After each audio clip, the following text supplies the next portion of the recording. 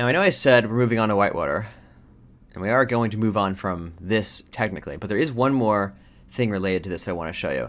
This applies to, I want you to be able to visualize this wave pattern actually in the render. Because again, looking at it back there in the geometry, we only had so much resolution on here to really see it. So here's a way to visualize really anything. In this case, it's going to be the actual waves. On the Mantra node, there's this idea of image planes, extra image planes.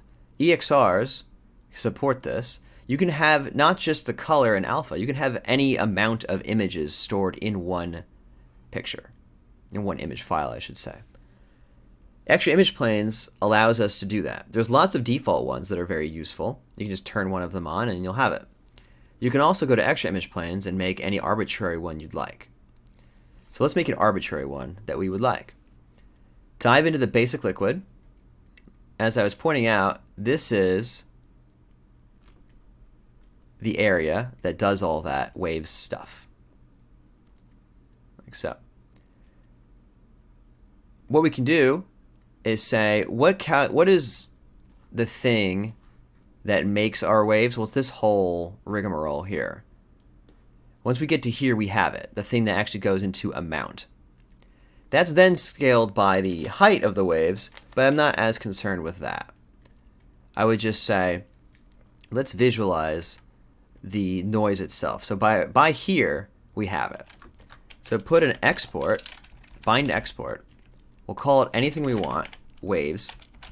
Make it the type that it should be, which is float by default, and that's it. As far as our modification to our shader goes, that's it.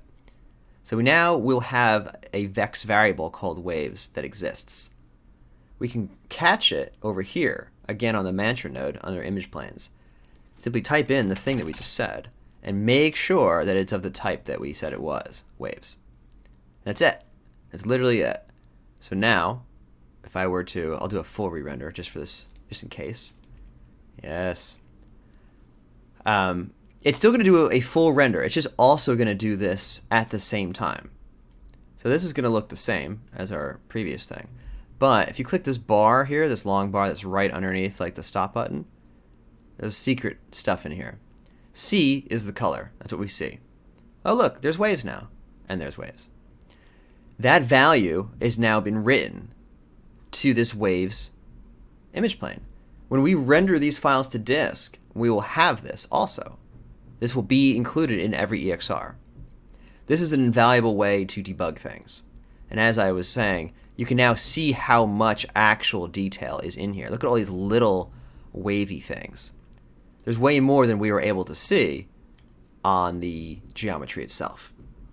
So, unfortunately, when we render, I can't just say, hey, just render the wave pattern. You can see how long it's taking to render this, because it's rendering everything. It has to render the whole shader. It can't just render the waves part. So, oh well. But nonetheless, it rendered fast enough, and there you go. All kinds of things you could do with that. You could render anything you found in here that you wanted, any other arbitrary thing you added to it. Yeah, and this could be passed on to the compositor or whomever might want to be able to use this as a mask to do something with. Who knows what. So this comes up a lot, extra image planes. In this case, we're really just going to use this for debugging, but still, pretty powerful tool.